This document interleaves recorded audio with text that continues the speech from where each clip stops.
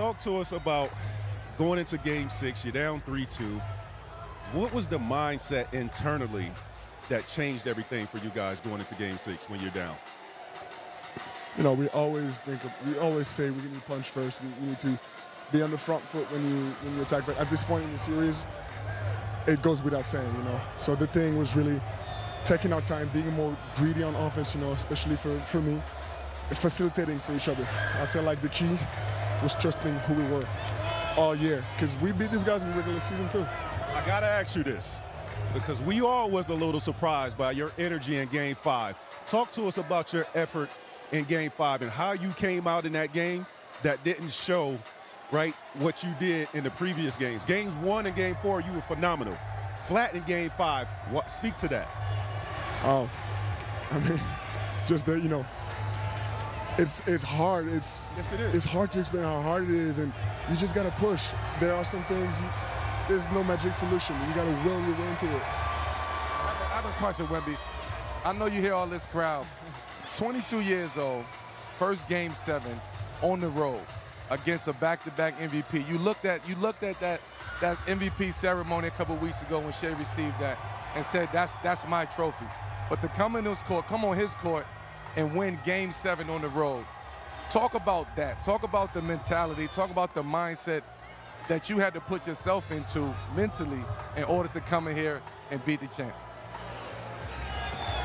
This fueled me more than anything else could have. Sometimes this game is so hard. This team is so good that you got to use every single emotion you got in you in order to win.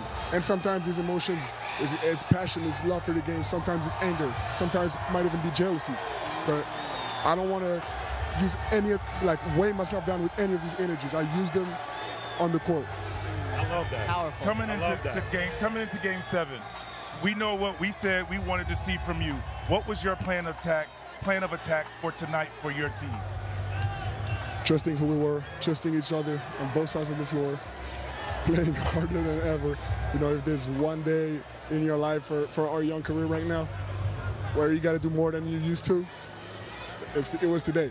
It was today, and these guys just showed up like never before.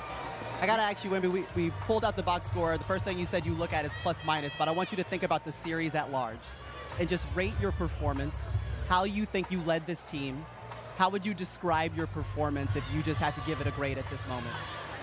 I would say it was a lot of personal difficulties because they were so focused on me that I needed to find ways to help my team, even though, like, of course they were going to guard me, but like they were actively trying to prevent me from helping my team.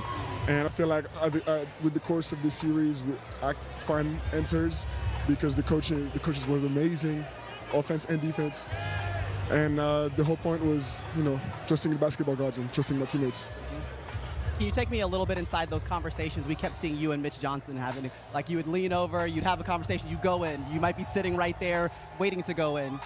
What was he saying to you? Like, how is he helping you become the best player you could possibly be? It's quick words. Like, it feels like we've been together for 8 seasons already, you know. And at this point in the series, it's automatic, you know. And it's sometimes just a look, sometimes just a word, and we understand each other more and more. So it could be on plenty of things. Vic, 2 people on your team. Bismack Biyombo and Harrison Barnes, 2 veterans. Talk to me about their impact on you, not the team, on you as being. They're great. I mean, their impact, you can't underestimate it. It's tremendous.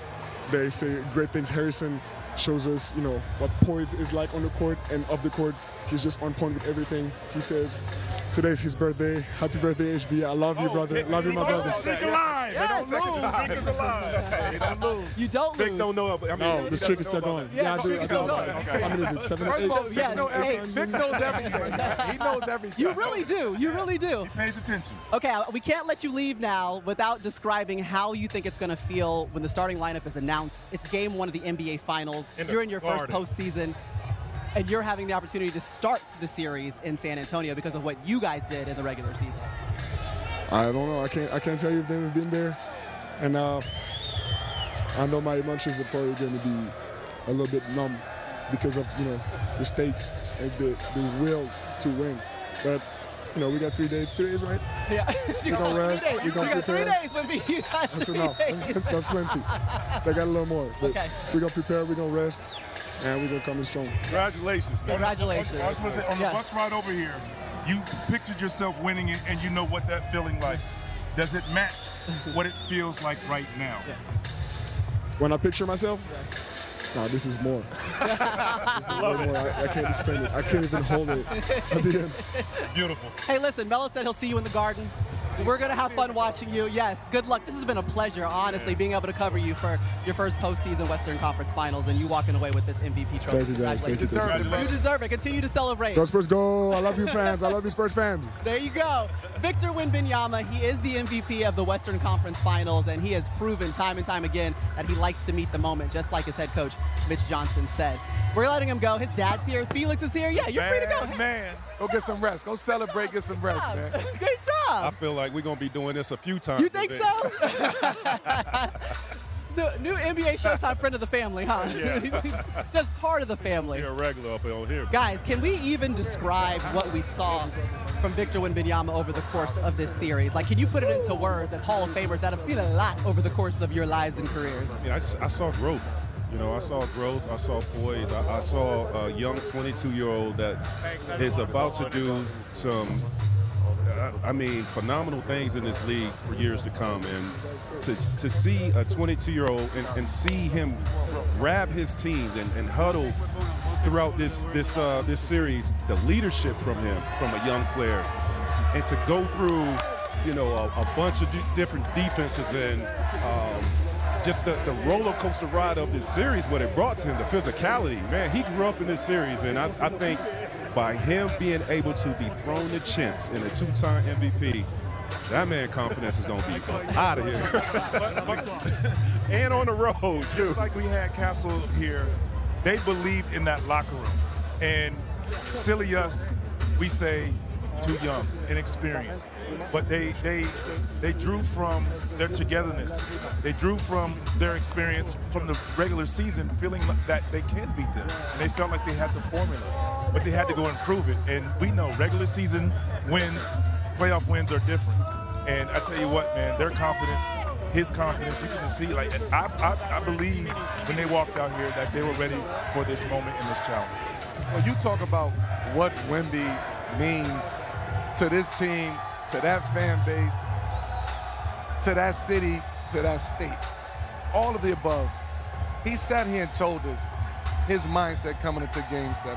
I have to do everything that I need to do to win this game. I have to do everything to make my teammates better. Again, we keep going back to him being 22 years old, man, with that mentality, with that mindset, that level of maturity, that level of awareness, to be aware of all of this at 22 years old. A lot of 22-year-old guys are just coming out here playing and just being part of the motion. He understands this moment. He understands what it means to go grab that trophy that Shai had, right? He understands what it means to come play against a back-to-back MVP. He understands what it means to go play in Madison Square Garden.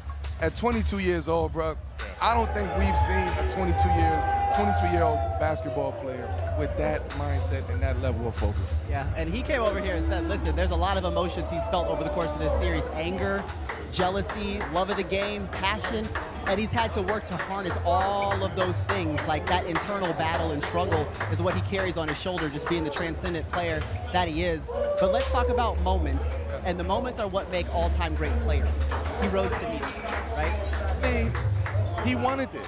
He wanted it once Shai received that MVP. He wanted it all season when he was injured and preparing for this moment right here.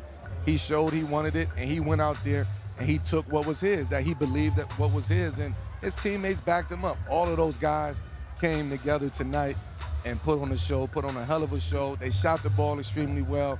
Guys that we've been saying that should have been playing or we wanted to play better, they played better tonight. And they shot the ball well. Darren Fox is one of them. Champagnie shot the ball extremely well. Keldon Johnson came in, was very, very physical when he came in the game and putting pressure on the ball. And he was barking tonight. When you see Keldon Johnson barking out there, you know what time it is.